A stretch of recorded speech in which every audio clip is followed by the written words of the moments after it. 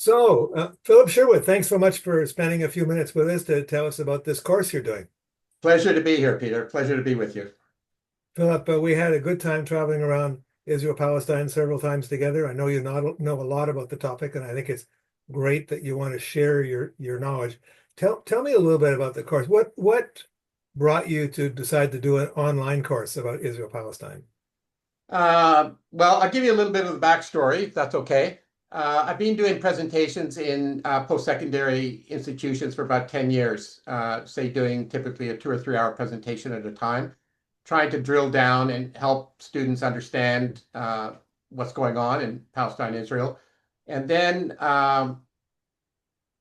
after October 7th, our local mosque asked if I could do some kind of material to help people make sense of what's happening, because most of their members were South Asian and they didn't really know the background of Palestine.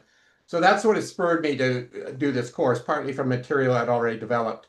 And then we realized after COVID, so many people are going on Zoom and doing events and meetings on Zoom, decided to try and offer it on Zoom last January. And we did that. Njupi and I worked on that, and it worked very well. And we found that it's not the same as in person, but it's much easier for people to attend. There's less barriers, and we can reach a much broader audience.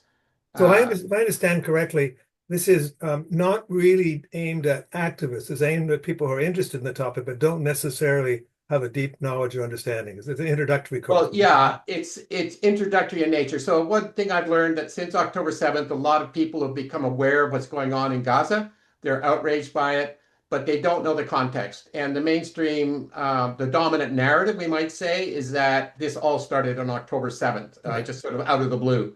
Right. And so I'm trying to show by the historical record that this isn't true, that this has been going on for a long time, and trying to identify the root causes of what's going on. Okay. So it's introductory, but a lot of people who are activists say that they've learned from it too. So okay.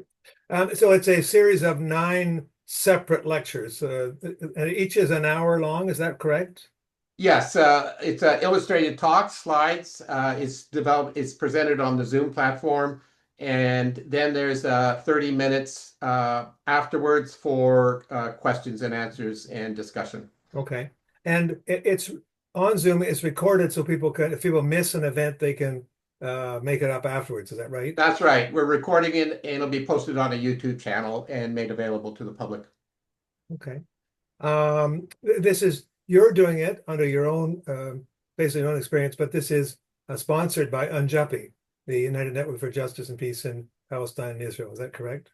That's right. So I'm a member of the coordinating team of Njupi, and they, this project aligns with their mandate and what they're trying to do. So they've been very generous in sponsoring and providing the technical and the administration report support. So they're in the evening, and at least if they're in Ottawa or in Eastern Canada, and they're laid out more or less in chronological order. You're taking the history kind of stepwise. If I see that from early 20th century up until the current day, is that right? Yeah, we're trying to, one of the goals of the course is to establish causality, to try and establish why things are the way they are. And so we have to go back to the beginning and see, because that just helps people make sense of what's going on. Mm-hmm. How will you deal with people who disagree? I assume some will disagree.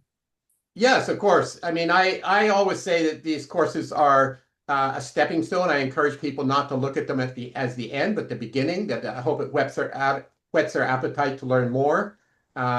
If I always challenge, I say, if you think I'm wrong, please go out and prove me wrong. Show me. We welcome people with diversity of views as long as they're respectful and not disruptive. Well, Philip, I know you as an educator. I'm sure it will be interesting. I encourage people to sign up for it. It's free, is that right? It's free, cost, but you do have to register. And are you allowed to make donations if you want? Yes, but we haven't decided yet who to donate to, so that'll be to be announced. All right. But So there's no expectation of that. So sure. Okay. uh, Well, Philip, good talking to you and good luck to you in what sounds like it's going to be an interesting initiative. So thanks very much. thank you very much, Peter. Okay. Bye bye.